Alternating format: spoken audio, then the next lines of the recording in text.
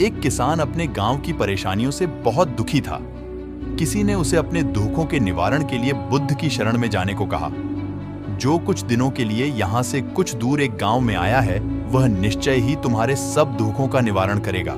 यह सुनकर किसान बड़ी इच्छा से बुद्ध की शरण में गया। यह सोचकर कि बुद्ध उसे उसकी समस्याओं, मानसिक पीड़ा, तनाव और दुखों से मुक्ति दिलाएंगे, वह बुद्ध के पास पहुंचा। उसने बुद्ध से कहा कि हे बुद्ध, मैं एक किसान हूं, मुझे खेती करना पसंद है, लेकिन बारिश कभी भी पर्याप्त नहीं होती और मेरी फसलें बर्बाद हो जाती हैं।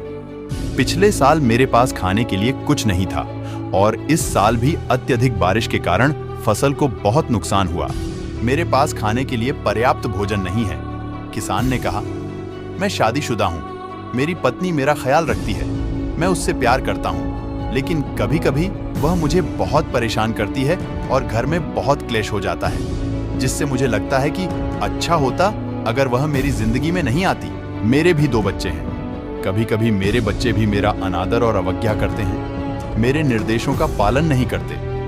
किसान लगातार बुद्ध को अपने दुखमय जीवन के बारे में ऐसी तमाम बातें बता रहा है। बुद्ध उस दुखी किसान की समस्या को ध्यान से सुनते रहे। अपनी जिंदगी की सारी परेशानियां बताने के बाद जब उन्हें राहत महसूस हुई तो वह चुप हो गए। अब उसके पास बताने के लिए कोई और समस्या नहीं बची थी।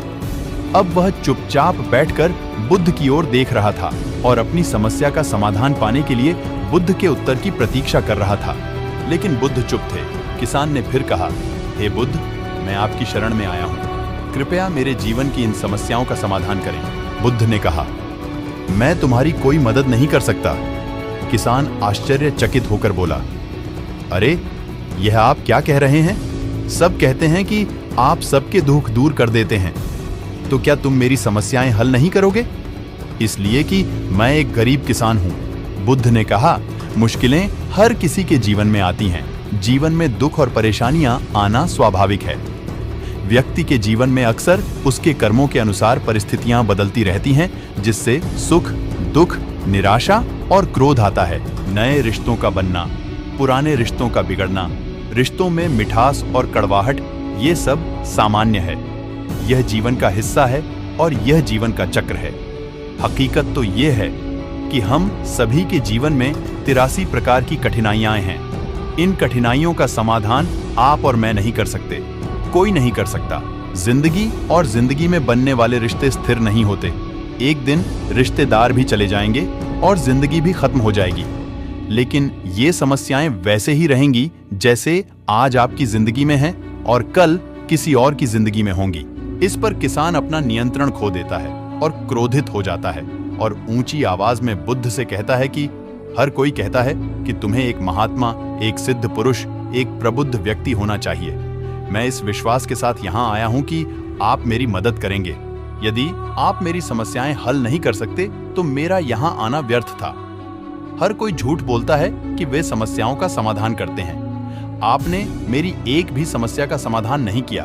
तुमसे अच्छे तो वह महात्मा हैं जो 2 वर्ष पहले मेरे घर आए थे।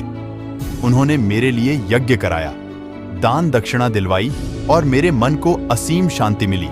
कुछ सुख भी बढ़े और कुछ दुख भी कम हुए। लेकिन तुमने मेरी कोई भी समस्या हल नहीं की। तुमने मुझे सीधे तौर पर मना कर दिया। बुद्ध ने कहा, क्या वह सब करने से जीवन के सारे दुख समाप्त हो गए? इतना कुछ करने के बाद भी अब आप इतने परेशान क्यों हैं? अब आप पहले से भी ज्यादा दुखों से घिर गए हैं। तात्पर्य यह है कि जीवन में दुख कभी समाप्त नहीं होते। किसान बोला, तो क्या मैं मान लूं कि तुम मेरी मदद नहीं कर सकते? यदि आप ऐसी छोटी छोटी बातों का समाधान नहीं कर सकते तो आपके उपदेशों का क्या लाभ?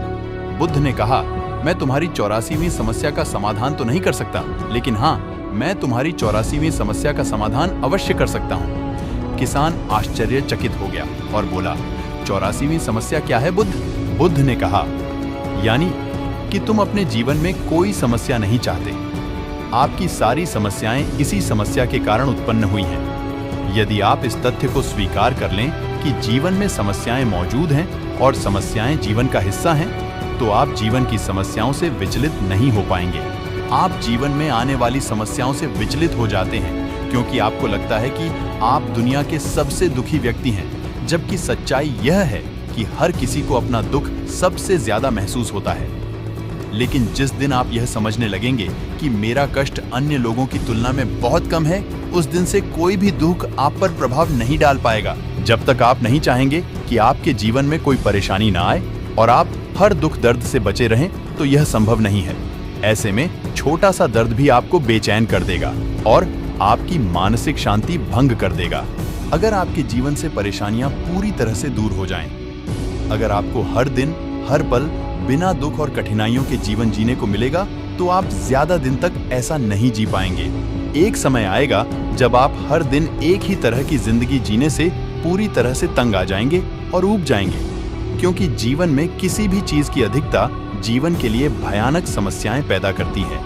आरामदायक जीवन जीने से आप मन और शरीर दोनों से विकलांग हो जाएंगे। तो ऐसे जीवन का क्या फायदा जो बाद में आपको नर्क जैसा जीवन जीने पर मजबूर कर दे। जिस तरह खाना खाने का असली आनंद तभी मिलता है जब बहुत भूख लगी हो, और पानी पीने का असली मजा तभी आता है जब बहुत प्यास लगती है, उसी तरह जीवन के तमाम दुखों और परेशानियों को झेलने के बाद ही खुशी का आनंद मिलता है। इसीलिए जीवन में सुख और दुख अलग अलग रूप में आते रहते हैं। हम चाहकर भी जीवन से सुख दुख को खत्म नहीं कर सकते, लेकिन उनसे इतना ऊपर जरूर उठ सकते हैं कि कोई भी बड़ी समस्या मन को विचलित न कर सके। इसके लिए अपने मन को शक्तिशाली बनाएं, धैर्य रखें, प्रतिदिन आध्यात्म का ध्यान करें, ज्ञान बढ़ाओ। यह आपके जीवन की सभी समस्याओं का समाधान है। इसे जीवन की चतुर्मुखी समस्या का समाधान कहा जाता है। महात्मा बुद्ध का यह अद्भुत ज्ञान पाकर किसान संतुष्ट हो गया और उसका मन बिल्कुल हल्का हो गया। मन में जो समस्याएं परेशान कर रही थीं, उनके प्रति जिज्ञासा शांत हो गई। किसान ने अपनी आंखें बंद कर लीं और आनंद का अनुभव करने लगा। किसान को समझ आ गया कि वह अब तक क्या गलती कर रहा था और वह बुद्ध के चरणों में गिर गया। तो दोस्तों, मुझे उम्मीद है कि महात्मा बुद्ध की इस कहानी बुद्ध प्रेरणादायक के माध्यम से आपके जीवन की कई समस्याएं समाप्त हो गई होंगी या कुछ समस्याओं का समाधान मिल गया होगा।